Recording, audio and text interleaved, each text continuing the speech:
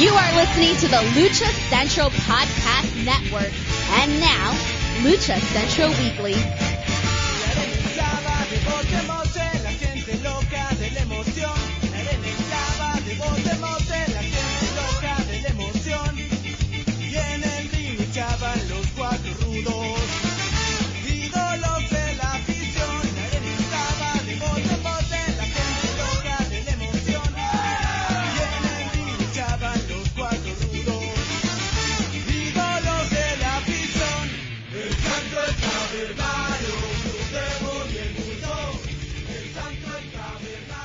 Hello and welcome to another edition of the Lucha Central Weekly podcast. This is the podcast that lets you know all of the latest happening in the world of Lucha Libre.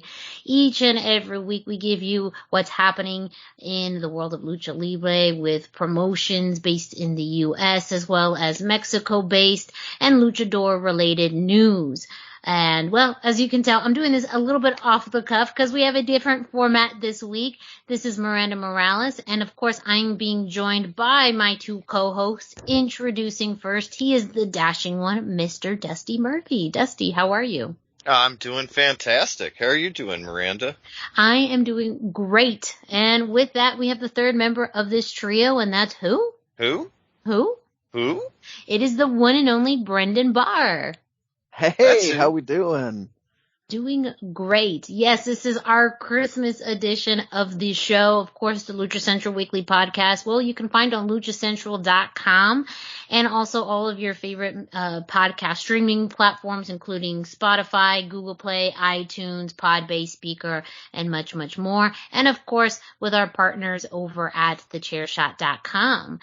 For this week's episode, well, we did something a little different, and we hosted an interview with the one and only Lil Cholo. Yes, you may know him from Lucha Underground. You know him if you are a West Coast wrestling fan. You've probably seen him all over the place. And if you're a fan of Expo Lucha, of course, he's been featured there, as well as the Deep Cut itself, Wrestling Society X. So someone who's been on our television screens and live events for many, many years and really kind of an unsung hero of Lucha Libre.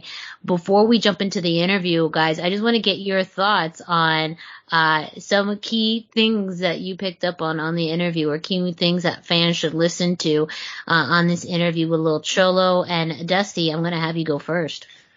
One of the key things to me was the influence of Rey Mysterio. He mentions it in his interview. We've talked about it with myself and others. Maybe it's just my personal experience, but I feel like lately this kind of confirmed my theory that Rey Mysterio is perhaps more influential than Santo, simply because we don't have the footage. People don't know what he looked like in the ring. It was all movies. You know, that's all we have is him wrestling in the movies. And so I would say Rey's ring work is definitely more influential than Santo because of all the people that he's gone on to influence, people that, you know, see him as the pinnacle of Lucha Libre, and Lil Cholo himself sees him as the pinnacle of Lucha Libre. So I really liked that. And Brendan, what about you? I'm going to touch on what Dusty was talking about first and just mention that we did during the course of the interview make some comparisons between the two because they are both West Coast based luchadors that started in the US around the same time. Yeah. But for me, what I love is he let the secret out. He's got a school and he's big on wrestling the next generation. Like when we're talking about his matches that he wants to wrestle the younger kids. He's not hunting down the legends. He's looking for the future legends. Yeah. So. Yeah, that's something too, to go off of what both of you are talking about, the influence. Him talking about how he got into Lucha Libre is definitely one of the funnier parts of the entire interview that you definitely have to listen to. But I also agree the fact that he's very excited about the future of pro wrestling and who is coming up and who he wants to face next. So that, I think, too, is something you really want to check out on the interview. But the whole thing is really fascinating. We talk talk a lot about where, you know, he's worked previously, some of the promotions and shows very near and dear to our hearts, and things that he has up and coming. So make sure you listen to it, which will be coming up next. However, again, I told you this format is different this week. So instead of doing it at the very end of the show, we're actually going to be doing our plugs for the site now. So make sure you check out luchacentral.com, your centralized place for all things Lucha Libre. You can also check out Lucha Central on social media at Lucha Central on Facebook and Instagram, and at Lucha Central.com on Twitter. Don't forget, while you're at it, to follow us on social media. Dusty, where can our listeners find you on social media? I am on Instagram at Dusty Murphy, and I am on Facebook at facebook.com/Dusty Murphy. And Brendan, where can our listeners find you? I am 321 T-shirt guys. That's the guy. That's the numbers. 321. And T-shirt guy is all spelled out. And me, Miranda. Oh, ahead. Sorry, I didn't say the usual thing. I'm on Instagram and Facebook, and of course I'm on Twitter because everyone knows I'm on Twitter at this point. Yes, he is the designated Twitter guy. I was just gonna jump in. Me, Miranda Morales. You can find me at the hashtag Miranda, hashtag spelled out. And before I forget, again, this week's Christmas format is a little bit different, and our next two shows after this will be different because it is our annual end of year awards show. We have got that in place for our shows right around New Year's and the week after New Year's. So we will be presenting our end of year awards categories and nominees on the first episode. And then the week after that, we talk about all of the winners and why they were voted upon as such. So definitely check out our end of year awards episodes coming up in the next 2 weeks. And we're just very excited for you guys to be able to listen to that, as well as our interview with Lil Cholo. It's again a great interview with lots of really cool tidbits of history, of experience, and also just someone who's a real ass dude. So we were really honored to be able to speak with him on the Lucha Central Weekly podcast. So thank you so much for listening to this week's episode. And here you have it, our interview with the one, the only, the legend, the West Coast staple, Lil Cholo.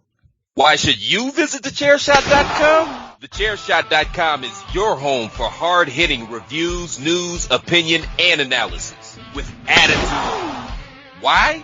Because you're smarter than the average fan. Thechairshot.com. Always use your head. Hey everyone, it's Denise Salcedo here in Lucha Central with a reminder of where and when to catch all of the great network content this week. Get the full lineup and listen to all of our shows in the podcast network section of luchacentral.com. On Tuesdays, Mats, and Mayhem takes you inside the world of Lucha Underground as they take you weekly through the series with the benefit of hindsight and the benefit of special guests from the groundbreaking series. Check out the premiere video stream every Tuesday at 2 p.m. Pacific, 5 p.m. Eastern on the Lucha Central YouTube channel and at luchacentral.com. Then listen to it on your favorite podcast platform every Wednesday. Tuesday nights live, it's Wrestle Boss, where Fabi Chulo talks MMA and pro wrestling with special guests and listener call-ins. Visit WrestleBossLive.com Tuesday nights at 7 p.m. Pacific to listen live or call in with questions or download the show on podcast platforms on Wednesdays. Wednesday nights live on Facebook, it's Spanish show La Mesa de los Márgaros, giving you both the news and the chisme from around the lucha world. Special guests and a whole lot of fun make it one of the most talked about shows in Mexico. Thursdays, it's Straight Out of the Bodega with Papo Esco and PWR promoter Gabriel Ramirez, as they have guests from throughout the wrestling world pull up to give an inside look into their careers. From indie standouts to television superstars, each week brings a new name and perspective. On Friday, it's your double dose of Lucha Central Weekly podcast. One in English y el otro en español. Lucha Central Weekly is where you'll find all the top stories of the week, both inside and out of the ring from Mexico and anywhere luchadores are in action across the globe. Be sure to subscribe and follow all your favorite Lucha Central Network series on your favorite podcast platforms, either by their own series name or subscribe to the Lucha Central Podcast Network show pages to get all of the shows in one easy feed. And please consider giving a rating to help more fans find the shows that you love. For now, this is Denise Salcedo signing off from Lucha Central Central. Have a great week. Lucha-Masks.com by Pro Wrestling Revolution, bringing you in partnership with Masked Republic, the Lucha Brothers, as well as Japanese legend Ultimo Dragon. Go to Lucha-Masks.com and fight Lucha Strong with masks from your favorite Lucha legends and Pro Wrestling Revolution luchadores. Stay safe in style and represent your favorite luchador. Get yours now at Lucha-Masks.com, powered by Pro Wrestling Revolution.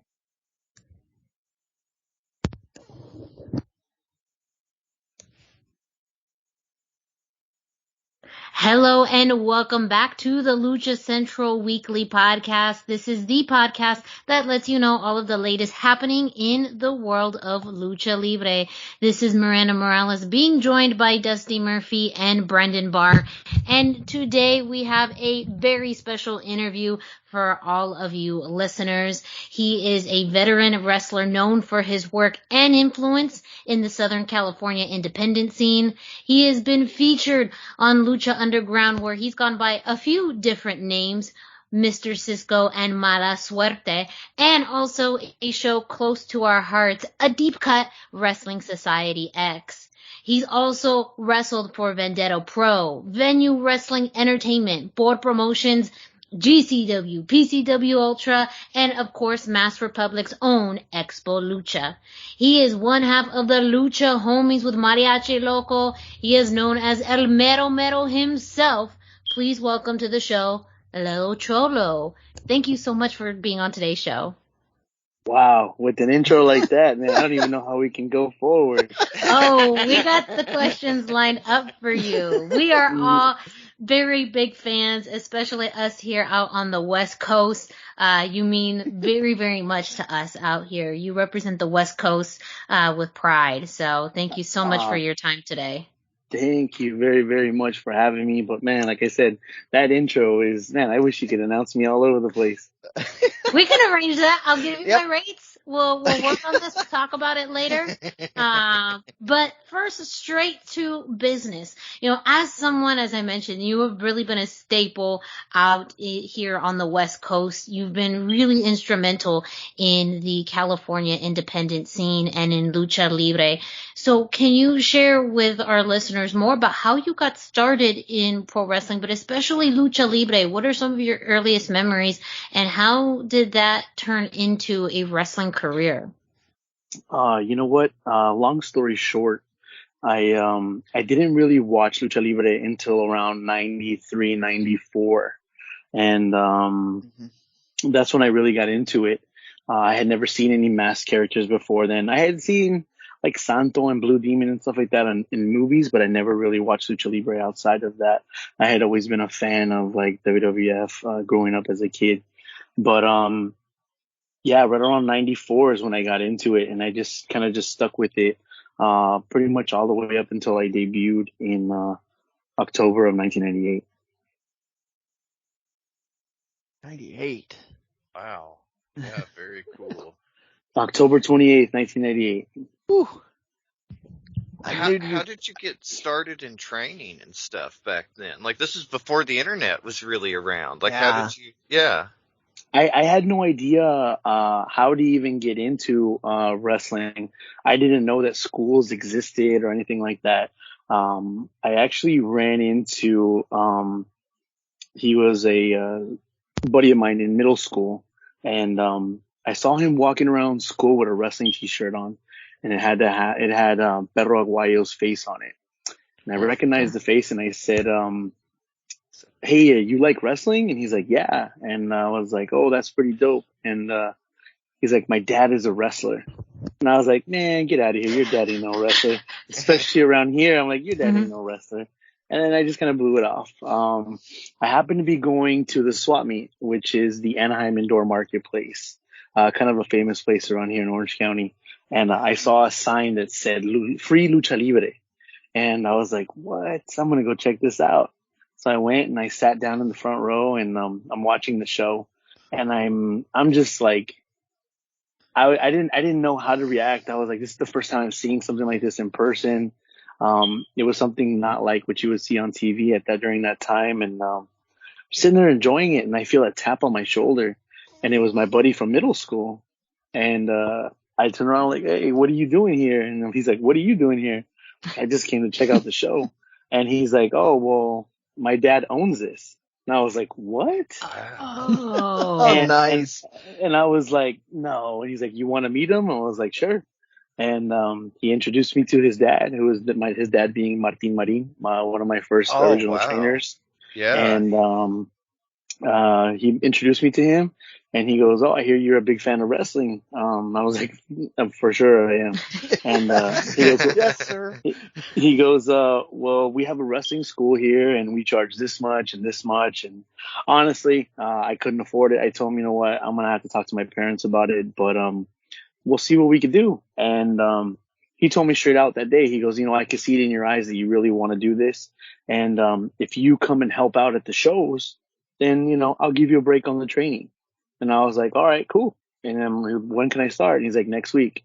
And I never left after that. And that was it. Oh, that's so cool. He knows. Yeah, that's the trick. Is you spot the one that's gonna stay like that. That's great. That's fantastic. Yeah. And Martine's legit. Like, he was trained by Dr. Wagner and Dr. Wagner Jr. Like, he's got connections. Yeah. No, a lot of connections.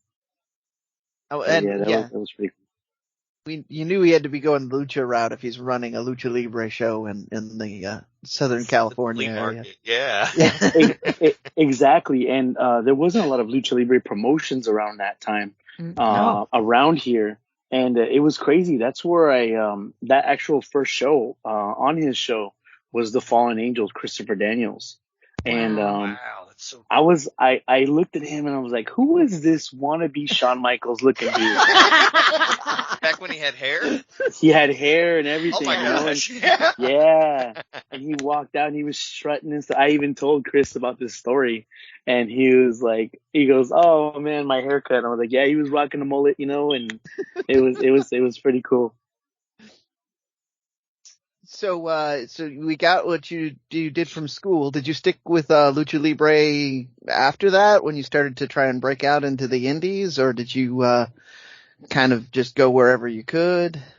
I've kind of based my style off the Lucha Libre, but you know, people ask me what my style is, and I call it hybrid. It's just a hybrid of styles. I kind of mix up a little bit of everything, whether it be Lucha Libre, American style, pro wrestling, maybe a little bit of the strong style, and, you know, throw in some hood stuff, you know? So yeah. Gotta have some of that in there. For sure. I mentioned a few of the shows and events that you've been a part of. Specifically, again, fans will be most familiar with your work on Lucha Underground, Wrestling Society X, and even Expo Lucha. Can you kind of share your thoughts on some of the differences between shows like that, especially Wrestling Society X and Lucha Underground, and how that even translates to a live event like Expo Lucha? Going into Lucha Underground, there was a lot of rumors and speculation that it was going to be kind of like a Wrestling Society X type thing. Mm-hmm. And no, they shut that down really quick, just by the way that they just by the way that they filmed it, and the way the production was and stuff like that. You know, Wrestling Society X was cool. That was definitely an experience in itself. Working with Kevin and the people, you know, his production people, they were pretty dope. And then you know, that was definitely a learning experience for me, because with that experience, I took everything that I learned from there and used that in Lucha Underground, and it definitely helped me for sure.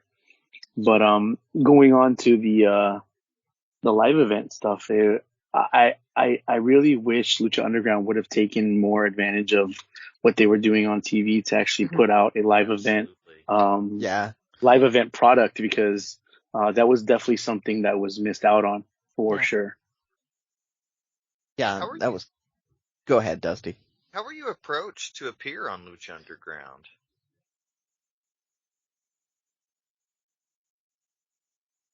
I'm sorry, I kind of lost you.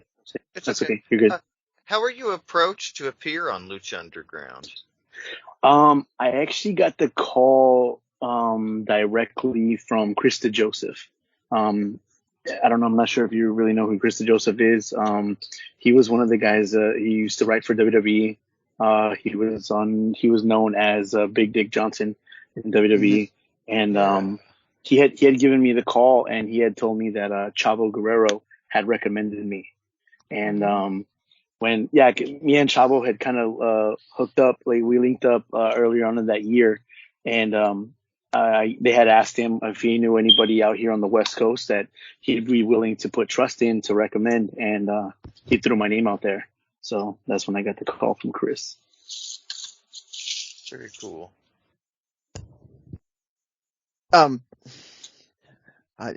Wow. I just lost my train of thought. Go ahead, Miranda. Well, I kind of want to jump around. So we talked a little bit about the past.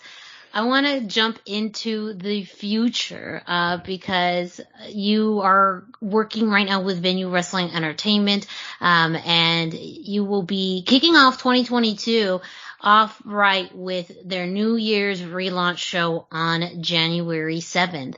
Yes. Can you tell us, I mean, that show is going to be big. Already matches have been announced, including the feature of Bandito. You yourself have been featured on a match as well with Crazy Chaos, first time ever. Can you tell us kind of what is your anticipation going into this show? I'm not sure if we're allowed to cuss on here, but I know that when okay. All right. Yeah. We also will let Kevin Kleinrock give the thumbs up on his behalf as well. That's the boss man. Yeah. He's our boss man now. So you do what you want. Grilled cheese overlord. I know that was the question I should have asked from before, but you know what? Going into this show, I'm very excited. I've never wrestled Crazy Chaos one-on-one before. And we're probably going to beat the shit out of each other. So it should be fun. I expect nothing less. And speaking of Venue Wrestling Entertainment, you were recently awarded the 2021 Fan Favorite of the Year. And what does that mean to be recognized by the fans of Venue Wrestling Entertainment like that? You know what? It felt dope because it's an award that's coming from the fans, and like I say all the time, you know, if it wasn't for the fans, and you know, then we wouldn't be in the spots that we're in. So it made it mean a lot more for sure. But you know, that's what we go and do. This is for them, you know. So it felt pretty dope. What would you say the biggest changes? You know, like you've been around for a while on the West Coast. What would you say the biggest changes have been on the West Coast scene in your time wrestling?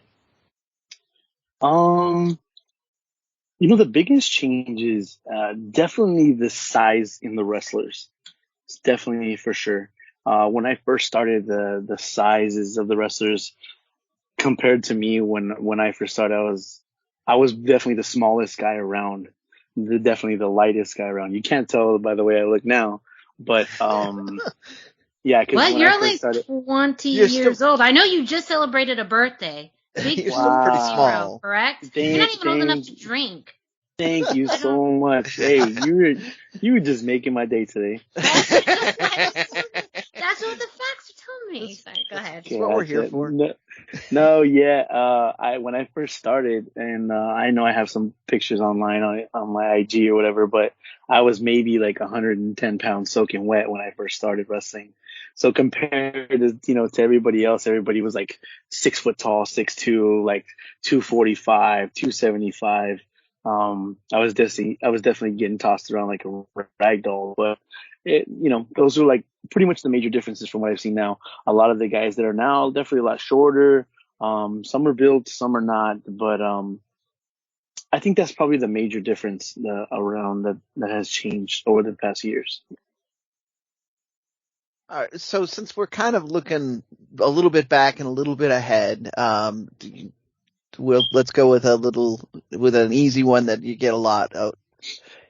Favorite match, and then anybody that you're looking for. Oh man, favorite match.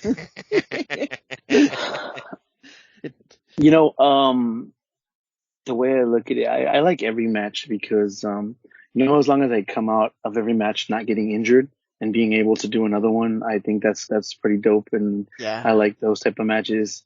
I also like the matches, where they end up throwing money at the end of the ring or at the end of the match.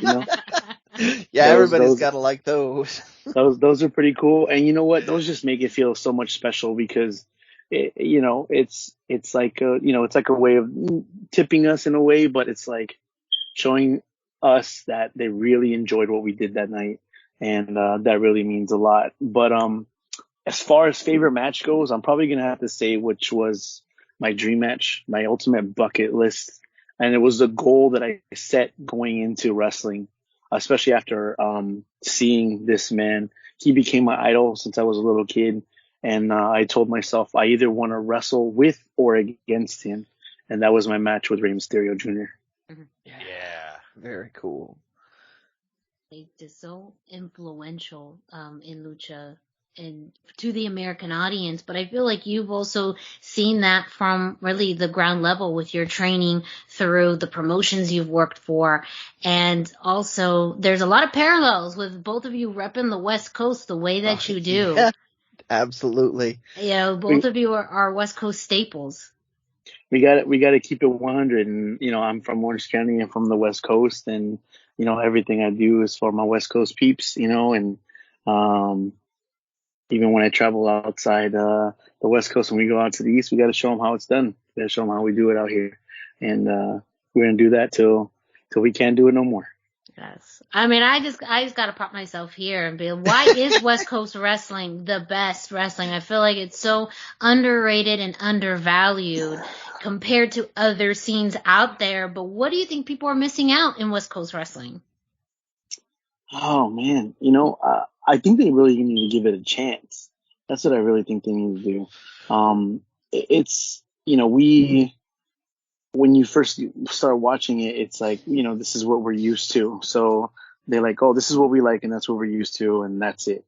So anything else that comes around, they're probably like, nah, we don't want to watch it. But I think if they give it a chance and realize that there's so much talent out here on the West Coast that's untapped, uncharted, it's like they're missing out. They're missing out for sure. Big time.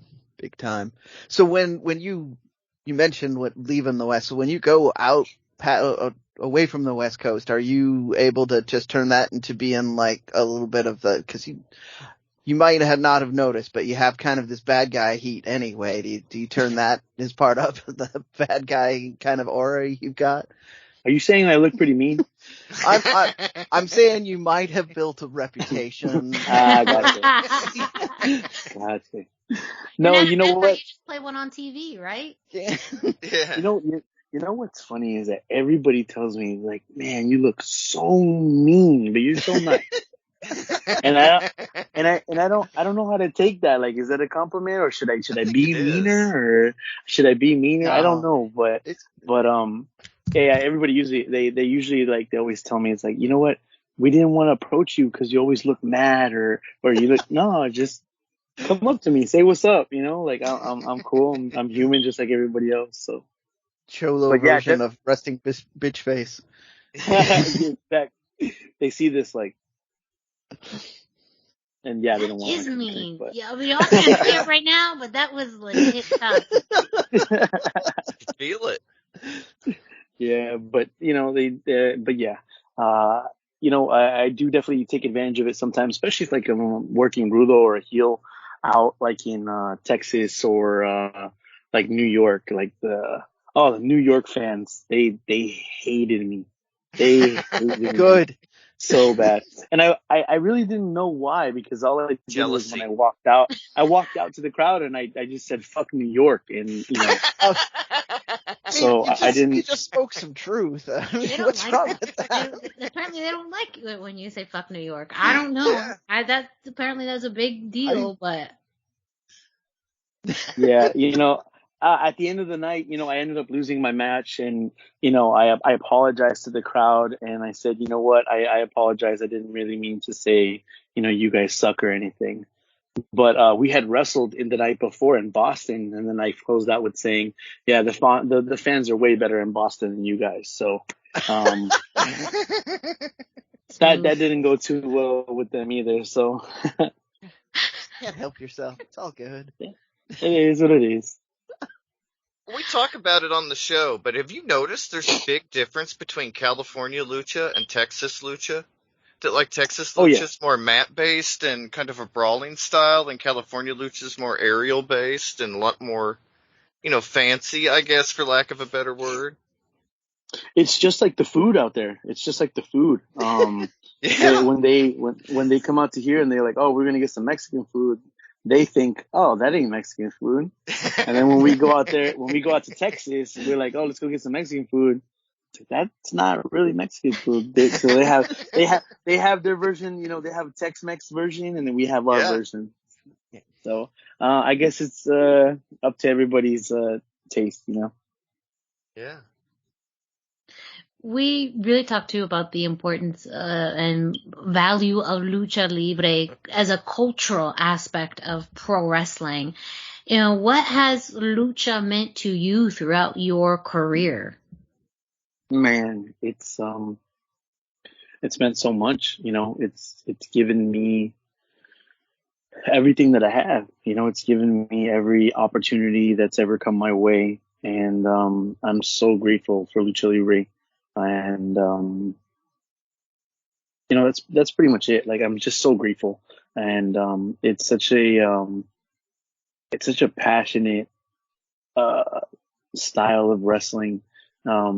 It's not everybody's cup of tea, but it's definitely mine for sure. So, what are your big plans for 2022? We touched on some of them, but what else have you got on the horizon? I want to step in the ring with a bunch of new talent that's out there. There's so many possibilities and so many, I guess you could say, dream matches that I want to have. But I just want to go out there. I want to step in the ring. I have a school out here in Orange County, and I want to be able to step in the ring with a lot of the talent that I'm helping develop out here. So that's something that I definitely plan on doing in 2022. Also, like I said, like, there's so much talent that's being showcased all over, not just here on the West Coast, but on the East Coast, that I would love to get a chance to be in the ring with. I've never had a one-on-one match with like Jack Cartwheel. I would love to have that happen. Yeah.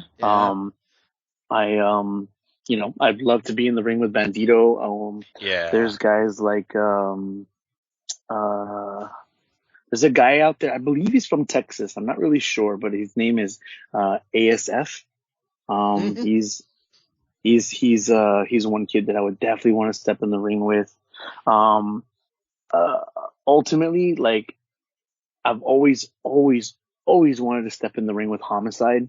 That's definitely a dream of mine. Oh, that man. would be Stop amazing. it. Homicide. Yeah. Stop it. That's just You dream match just written all over. ticked all of our dream match boxes with that one. Goodness. I have so much respect. I have so much respect for that man, and we have a lot of similarities in what we do in the ring. And I would definitely love to go toe to toe with him, and I hope that happens. If not soon, in the near future. Oh man. Well, you've said it, so hopefully we can make that happen. That'd be dope. Well, so you teased the school. Give us the shout out for your school so that we can, maybe help people walk in and learn some wrestling. I support wrestling in wrestling schools big time as part of the independent scene. So. Of course. We have the Lucha Homies Pro Wrestling School, pro wrestling / Lucha Libre. We do a little bit of, it's mostly Lucha Libre with American style psychology. Mm-hmm. And, we train people from the ages from 9 until whatever age you want to be, you know, and that lucha tradition there. Yeah, pretty much. Like right now, I have a 9-year-old who's in my class, and this kid is amazing. He's 9 years old, and he is just flipping around and rolling around. And we were going hold to hold yesterday, and yeah, he's a lot smaller than everybody else, but I give this kid 2 years of nonstop training more, and he's going to be one of the best out there. That for is sure. It's Lucha exciting. Libre in its finest. Yeah. It's 9 years old. We joke about that. One of my wrestler friends just said that luchadors do shoulder rolls coming out of the womb, and here you are training 9-year-olds. So, Yep, for sure. But yeah, if anybody's interested out here on the West Coast, Orange County specifically, we have the Lucha Homies Pro Wrestling School here in Stanton, California. We have classes Tuesday, Thursday, and Friday nights. And, you know, all you have to do is hit me up via IG or Facebook, and I'll get them all the information. Lil Cholo, sounds great. Thank you so much for your time on today's show. Please, feel free to share your social media so that way our listeners can find you. Oh, man, yeah, the best way to find me right now, I've been a lot more active on Instagram. So you could follow me at Lil Cholo01 or on Facebook at Junior JR Cholo. Don't forget, you could check out Lil Cholo at Venue Wrestling Entertainment's New Year's relaunch show on January 7th. And of course, I know we'll see a lot more of you throughout the new year. So make sure you follow Lil Cholo on social media, so that way you get up to date on where you're going to be able to see him next. Thank you so much for your time. It has truly been an honor to be able to interview today. Thank you for repping the West Coast in wrestling, and we will make sure our fans know where you're at in the future. All day, every day, and I'm gonna continue to show the world in 2022 why they call me El Mero Mero. Right on. Yeah, thank you so much for joining us. I'm Miranda Morales, being joined by Dusty Murphy and Brendan Barr. Don't forget to check out the Lucha Central Weekly podcast at luchacentral.com. Also available on all major podcast streaming platforms. We're with you every week, so stay tuned.